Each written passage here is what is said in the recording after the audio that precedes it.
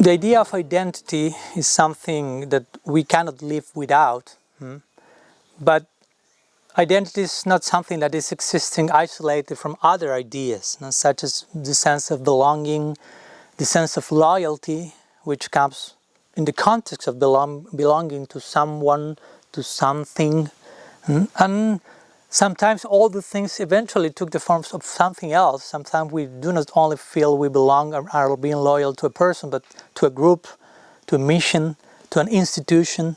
So how to deal with all these senses? How, for example, being part of an institution has to do with develop a type of identity. We are social animals, if you will. So naturally, we are always being part of some particular group, be whatever it may be, to be a Gaudiya Vaishnava, to be a punk rock, to be a whatever you may like to call. That's a part of a group, and that group is providing a sense of identity that we need to not be schizophrenic. That's also very important in our particular practice. We learn that our present sense of identity is not the ultimate one. Our sense of persona, the word persona has to do with a mask that we sound through. It was used originally in the theater performance long time ago in Europe.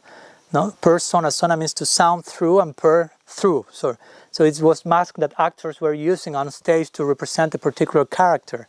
So sometimes our sense of personality has more to do with what we think we are than what we actually are.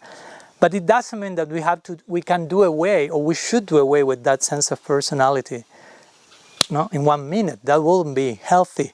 Now, if I say to you, you are not that body and that mind and that psychology, so eliminate that immediately, you will become mad, because we may not be able to fully establish ourselves in our spiritual identity. So if we remain in some type of identity limbo, we may go nuts, we will go crazy. So we need some footing in some sort of identity in order to reach another type of identity. And that's what Guru Maharaj sometimes called to be healthy, to have a healthy psychological ego, to have a proper horizontal balance in order we may transcend eventually our metaphysical ego, our ahankar, that maintains here misunderstanding our real self. So we need to belong. We need to belong in some direction. Sometimes in the distorted way we think everything has to belong to me. Instead of thinking who I belong to, sometimes we think what belongs to me. Eventually we grow and we realize nothing belongs to me, and I start to ask myself where I belong to as a group, who I belong to as a person, what I belong to as an institution. That can happen also. So in the context of such belonging, we express certain loyalty, not as a blind following, but as some idealism, voluntarily participation, some passionate, joyful contribution to a particular ideal, not a worship of inert figures and conceptions, but something that it's always promoting individuality, volition, natural expression of ourselves, and not the loss of that. So when we join a mission, for example, we belong to different Gaudiya missions in our particular context. One mission, one other mission, some devotee, some other devotee. But what's the heart of the mission? Do we actually join a mission, or we are joining a heart, basically? Actually, when we join an institution in the context of spiritual practice, ideally, actually we joined that officially because we were felt inspired by some particular person that touched our heart, one or many people. And we want to join there because they are there. So we want to join them. We want to join that heart, not the bricks on the walls that constitute the so-called building of the institution.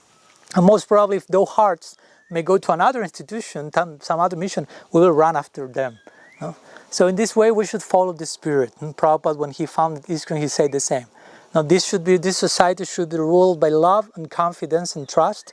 And if sometimes all these rules and regulations, legal stuff, institutional, bureaucratic considerations get in the way of love and trust, we should destroy all that and start all over again in order to love and trust continue growing.